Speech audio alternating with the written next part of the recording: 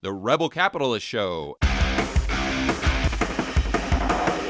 Another thing that I wanted to discuss before I forget is something that you and I were talking about offline, and it's a term that you've studied that the central bank, more specifically the Fed, has used as part of their kind of tool bag, if you will. And Bernanke talked about this, I believe, maybe 2005, 2006. And I found that it was a fascinating story. Can you Yeah. go into that for the viewers? Yeah. So one of the things that I like to follow when I listen to the Fed and everything they do is they have a monetary policy called credible threats. And this is a lot of people refer to it as job owning and forward guidance. Now, Ben Bernanke knew, I mean, he talked about this in the speech. They knew that they were going to run into the lower bound. They knew that they were not going to be able to drop interest rates in order to stimulate the economy. And he said that's okay because the Fed has other tools that they can use. And one of those tools that they can use is what I coined the term credible threats. Now, he described it inside of a little story of a guy who invents a gold machine. And with this gold machine, he can produce as much gold at will with very little cost or energy. The moment that this information gets out to the markets that this guy has this gold machine, the price of gold on the markets would just plummet. Even before the guy produces a single ounce of gold or even has the machine, just the credible threat alone would be enough to change the market's perception. And that is one of the main tools of the Federal Reserve. And we saw that happen with the junk bond market And the when they special set up purpose vehicles. with the Yep, special yep, yep. purpose vehicles. They set up that special purpose vehicles. They funded it with hundreds of billions of dollars. They told the whole market out there and everybody that they were going to be buying junk bonds. They bought a little bit of junk bond to establish that credible threat, and the whole market just tried to front run them. And they bought up all these junk bonds, and the Federal Reserve really didn't have to do anything. Yeah, yeah. Exactly. Expectations policy. It's like the Wizard of Oz. Yeah. It's all just a game of smoke and mirrors. And people think, and Snyder says this well. He says the central, once you really understand how the plumbing works and the global monetary system works, you understand that central banks really aren't central to anything. The Yeah. only thing they have is psychological manipulation. That's it. Yeah. Yeah, that's so true. I mean, that's what I see on everything that they do. Like, it seems to have, even right down to their inflation expectations or Mm. the way they judge inflation. There is no metric for it. It's whatever they choose to say it is. Like, even in the congressional testimony that Jerome Powell did, what was it, yesterday or the day before? They asked him, and it was just like, how do you come up with this average inflation? And they're like, well, we really don't have a formula for it. Yeah, we don't know. Just sounds Right? good. If we need it to be, 2%. 4%, we just kind of Nice figure out some even numbers number. until it says 4%, and then we tell you guys it's 4%. I mean, there is no. He straight up admitted there is no formula for it. Yeah, another funny story that you might enjoy is I actually did a quick video on my other channel last night about this. There was an economist, or is an economist. His name is Stephen Roach, I believe. You guys can Google it. And he was a young economist at the Fed during the 1970s. And the Fed chair throughout the majority of the 70s was a guy named Arthur Burns. And he talked about what Arthur Burns did at the beginning of what we now know as stagflation with the CPI and with the way that the CPI was measured. See, Arthur Burns, and I found this part fascinating as well, didn't believe that he was the opposite of Milton Friedman, which I think is really fascinating in the sense that I think they were good buddies. But Milton Friedman believed that inflation is what always and everywhere a monetary phenomenon. I think it was his quote. And Arthur Burns did not believe that. He didn't think that the amount of dollars in the system really had anything to do with inflation or the consumer prices. He thought it was just kind of these one-off like butterfly effects, almost like the bullwhip thing that you were talking about before. So this, at the time, very young economist Stephen Roach, who now wrote this article, is still alive today, said that when the first price that started to go up I believe, was oil.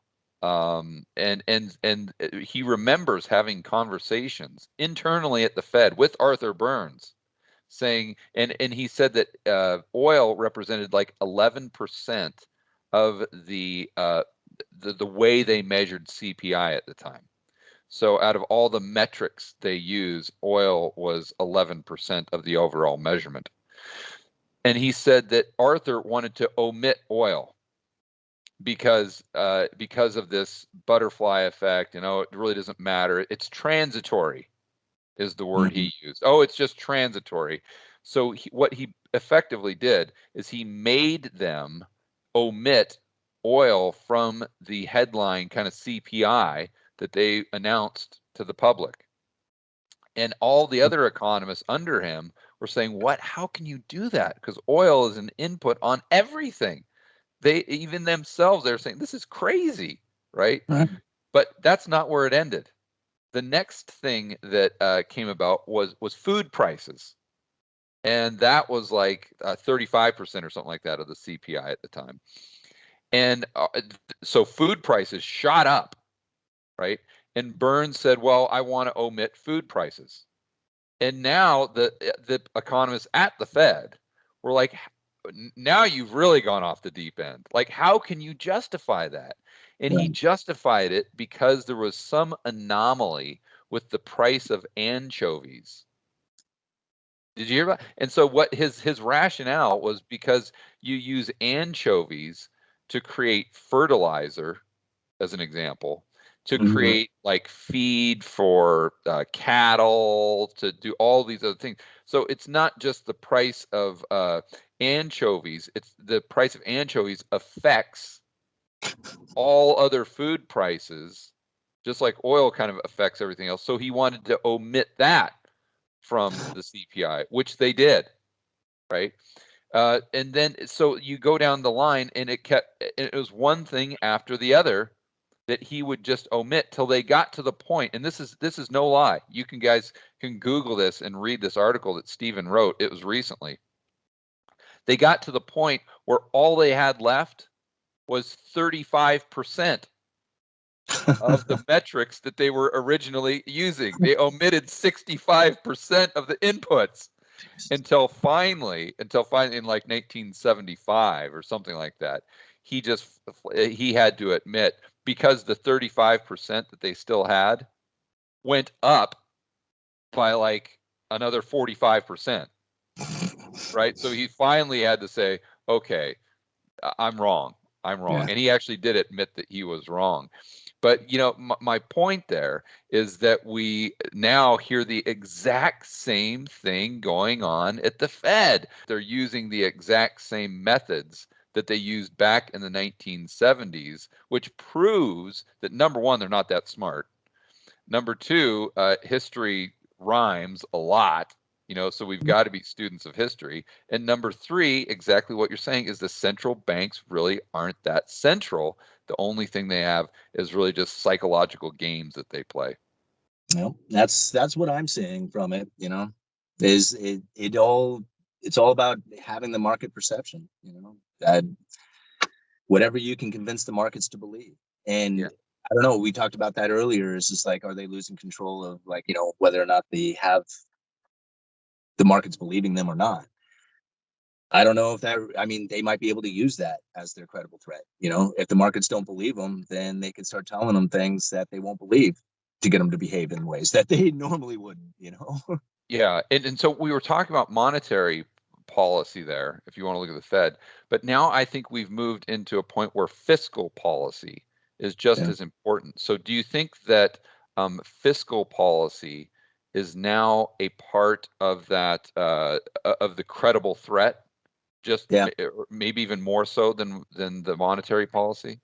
Yeah. I think, well, absolutely. I think it's part of the credible threat. And I think of it kind of like dangling a carrot out in front of you.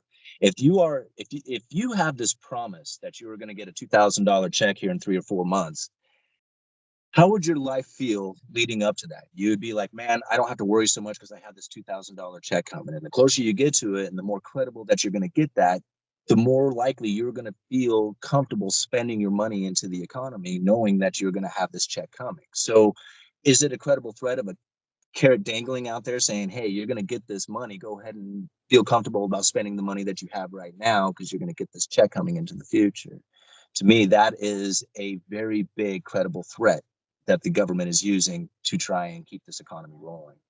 Yeah, right, right. They could do the same thing with inflation expectations with the market itself, with these stimulus. We're going to spend 6 trillion. No, we're going to spend 10 trillion. No, we're going to spend 20 trillion, and the market absorbs it. And that's that carrot that you're really referring to. But talking about UBI, you and I were discussing this offline. You had another really interesting story about you and your wife taking a vacation and some of the things that you noticed when you were on Yeah. your quick little afternoon sabbatical down the coast of Oregon. Right. I mean, one of the issues that has taken place right now is everybody is unemployed. Like there's nobody going to work. I see help wanted signs everywhere out there. And it just leads me to believe what would happen if UBI was to kick in. Because Mhm. where's the incentive? Where's the incentive to go and, perform a service or to go and produce anything if already you have the money coming in and you don't need to work? I mean, if you Right. don't need to work, then why would you? My wife and I are taking this trip. We go down to Newport. It's a couple hours down the coast. It's around 7 o'clock. We decided that we are going to stop and get something to eat. Now, the Oregon coast in the middle of July is a very popular place to Yeah, be. that's big And tourism. It's not like this is a little right, sleepy town in the middle of nowhere, right? no, between us, yeah. I mean, this is like, this is touristy place. This is where, people come to spend money. We go to look for a restaurant. The only restaurants we found open had lines down the street. The other ones were takeout only, and some of them had closed down at 5 or 7 o'clock. And I thought to myself, why in the world would you be a restaurant shut down on the Oregon coast at 7 o'clock in the middle of July? And it dawned on me it's because they don't have the staff.